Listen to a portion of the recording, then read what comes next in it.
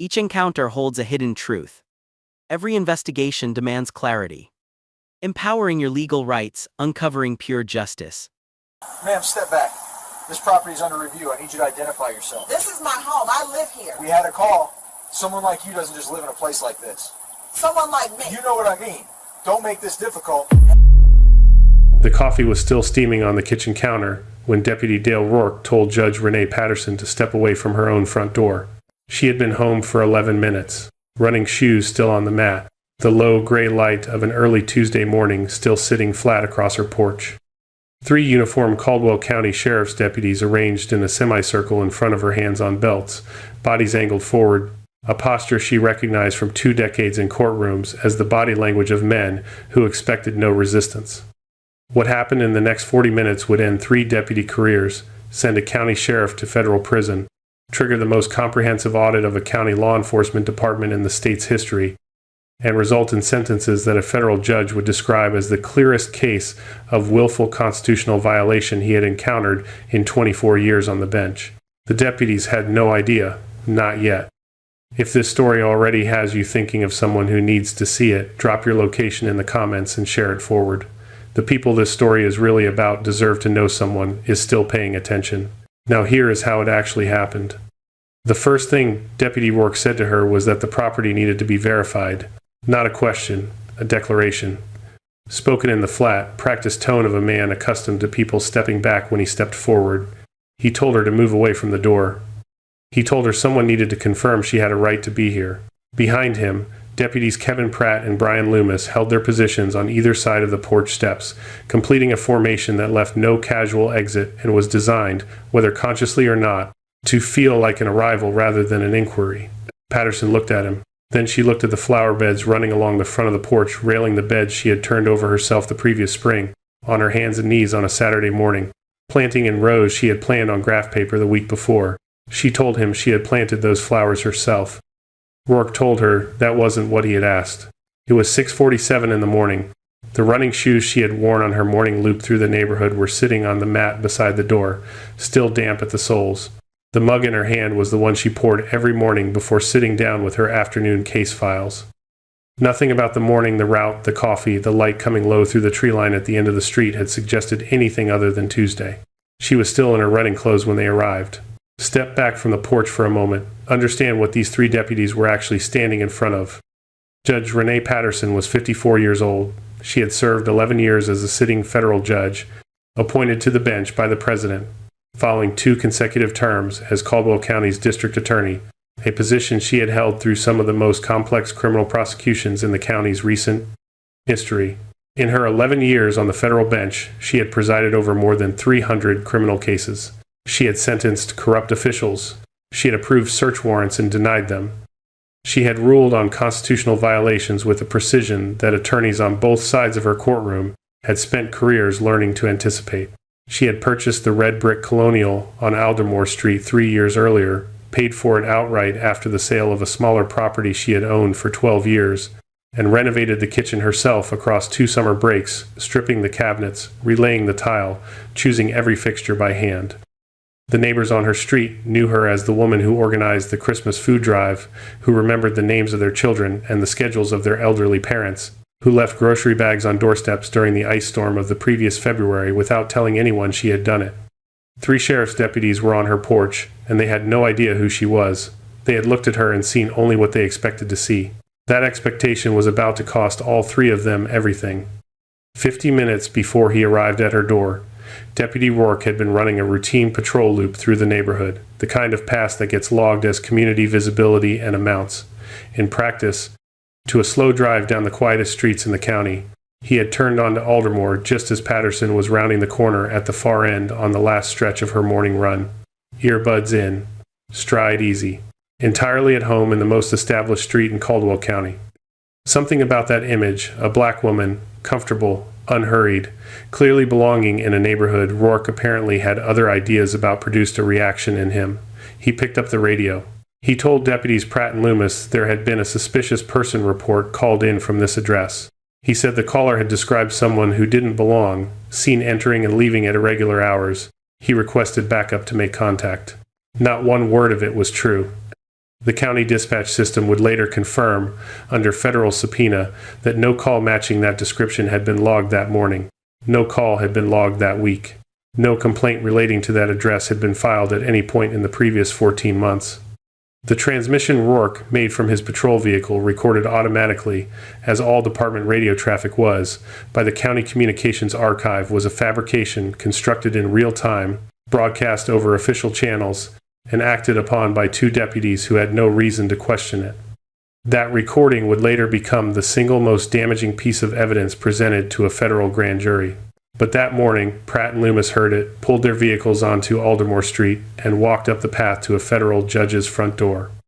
Back on the porch, Rourke repeated his demand. Patterson asked him, calmly, on what legal basis he was requiring her to identify herself on her own property. Pratt told her that cooperative people did not ask that question. She asked what specific suspicious activity had been reported and by whom. Rourke could not answer, because no answer existed. She asked for a warrant. Loomis told her that her attitude was going to cause problems. The pause that followed lasted perhaps 4 seconds. Then Rourke put his hand against her front door and pushed it open. He walked inside. Pratt followed. Then Loomis. Patterson did not move to stop them. She stepped back. In a clear, even voice, she stated that they were entering her home without her consent and without a warrant. She reached for her phone. She began recording. 3 armed deputies were now standing uninvited in the living room of a sitting federal judge in a house they had no legal right to enter, on the basis of a suspicious person report that had never existed.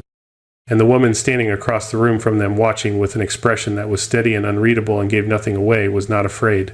The security footage, which none of them knew was running, would later show exactly what that expression was. It was patience. The patience was not passive. That is the thing that would later be most difficult for people to understand when they watched the footage, that what looked, in the early minutes, like a woman absorbing humiliation was not that at all. Patterson had understood what was happening before Rourke's hand touched her door. She had spent 8 years prosecuting criminal cases in Caldwell County and 11 years presiding over federal ones. She had handled racial profiling cases from both sides of the courtroom. She had read the research, reviewed the complaint data, and heard the testimony of enough victims to recognize the architecture of the encounter playing out in her own hallway, the fabricated pretext, the escalating demands, the deliberate use of procedural language to make an illegal act feel bureaucratically sanctioned. She recognized all of it, and she made a decision. She would not tell them who she was, not yet. What she needed, what any prosecution of this conduct would require, was documented evidence of how these 3 men behaved when they believed they were facing someone without the resources or the standing to hold them accountable. So she stayed still. She kept her voice level. She let them speak. She noted every badge number, logged every statement in the part of her mind that had been trained across 2 decades to retain the precise details that courts later needed. She asked questions she already knew they could not answer, and she watched what they did when they couldn't. She was not enduring the situation. She was building a case inside it.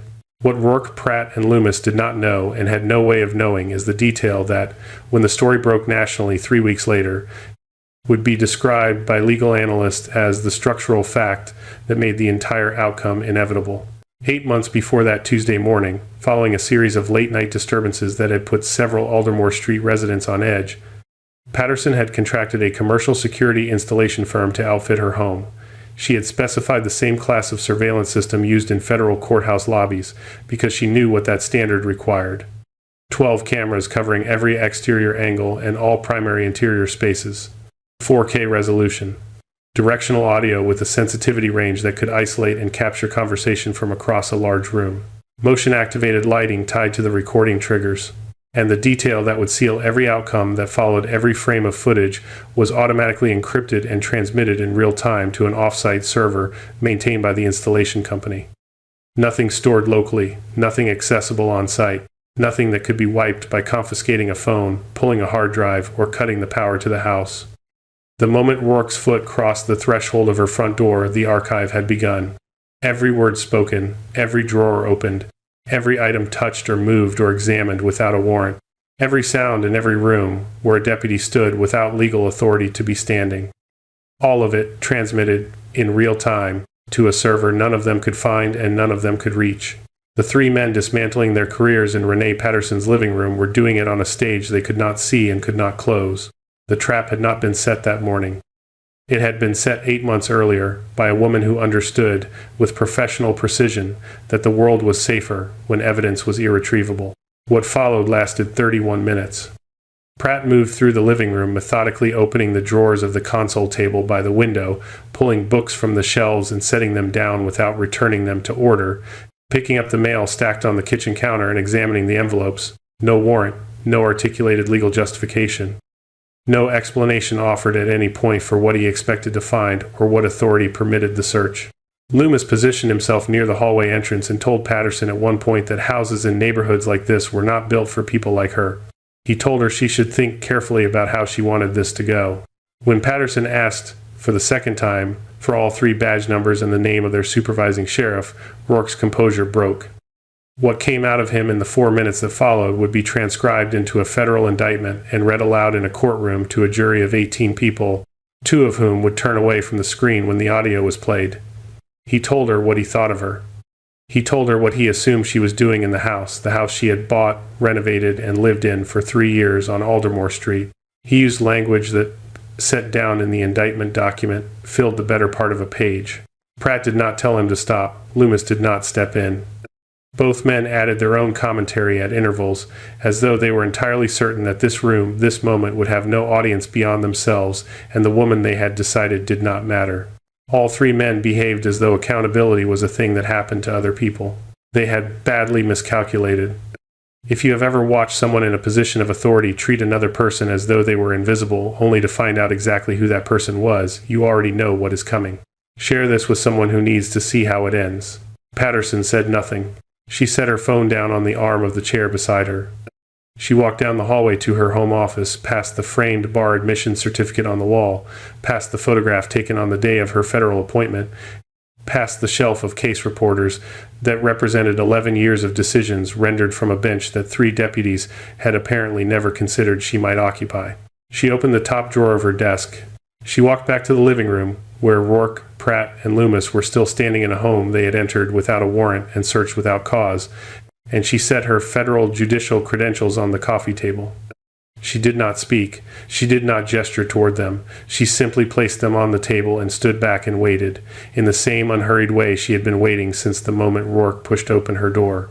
The security footage captured what happened in the 12 seconds that followed with complete clarity. Rourke looked at the credentials. He looked at Patterson. He looked at the credentials again.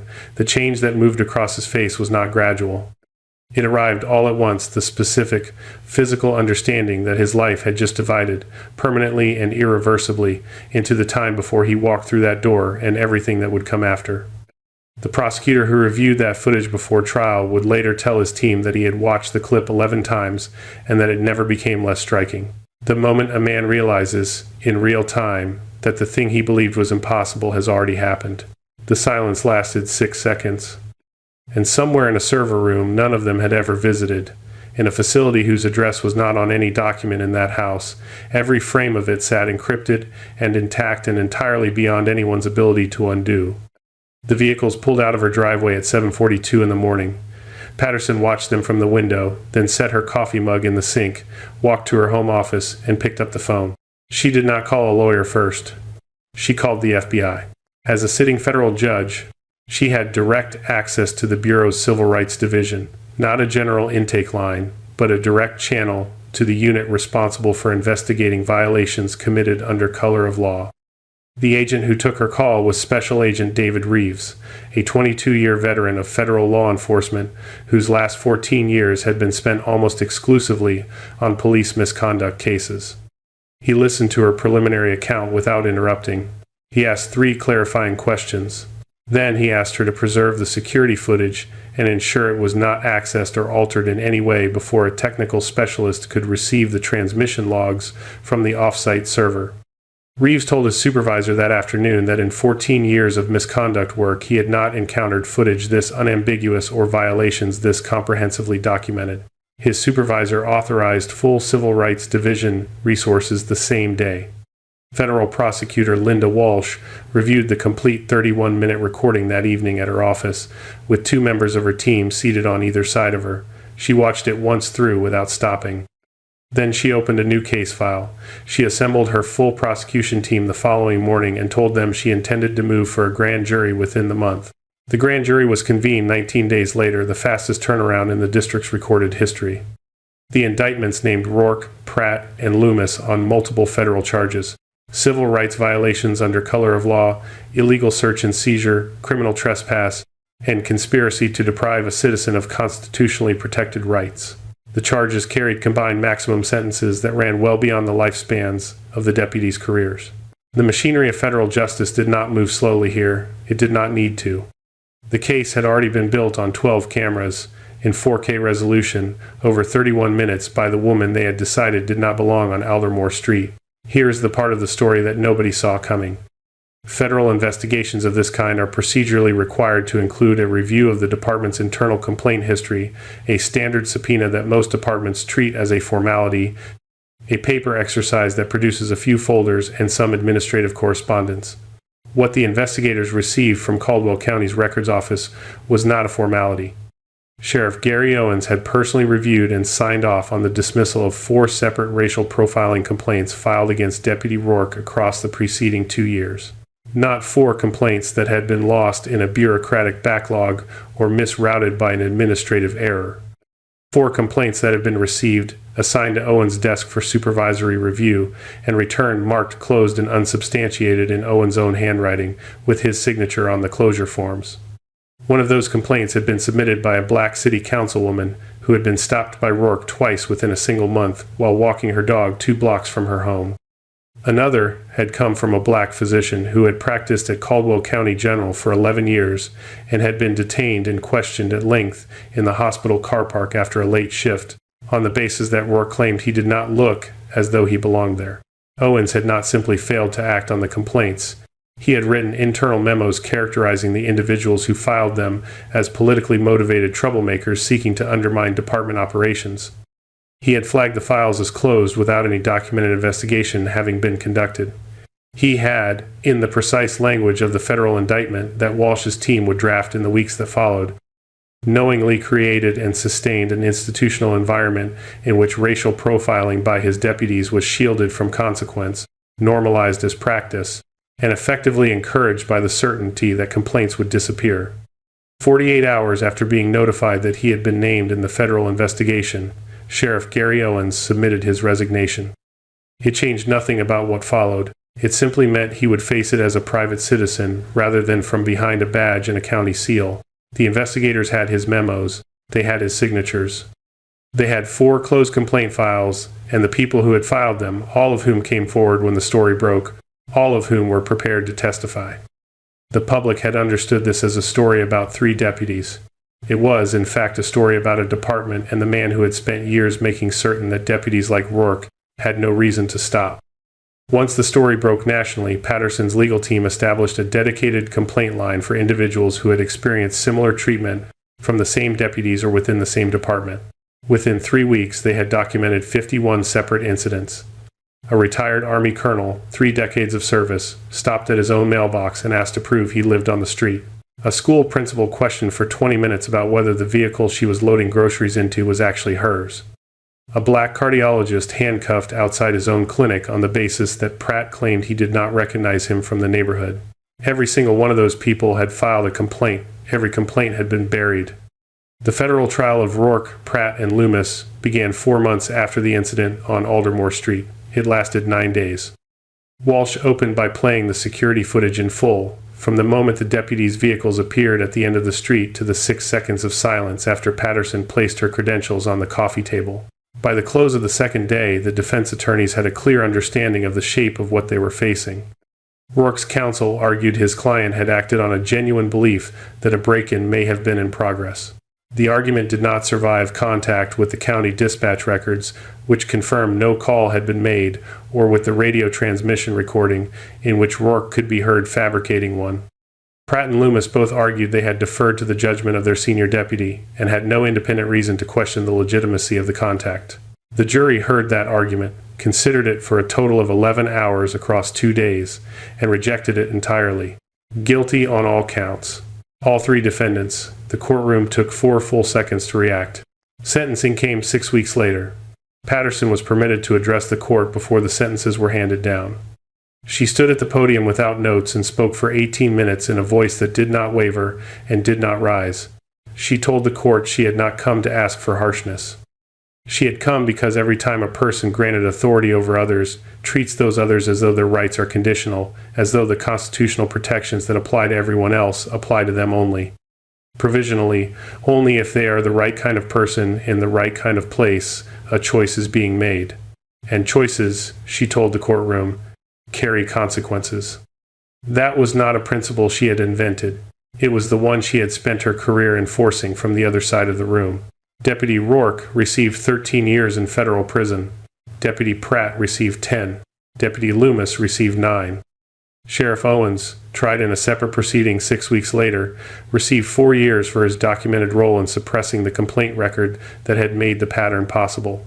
The civil settlements that followed totaled $14,300,000 paid directly to Patterson, and $41 million distributed across the 51 additional victims whose complaints had been buried under Owens' supervision.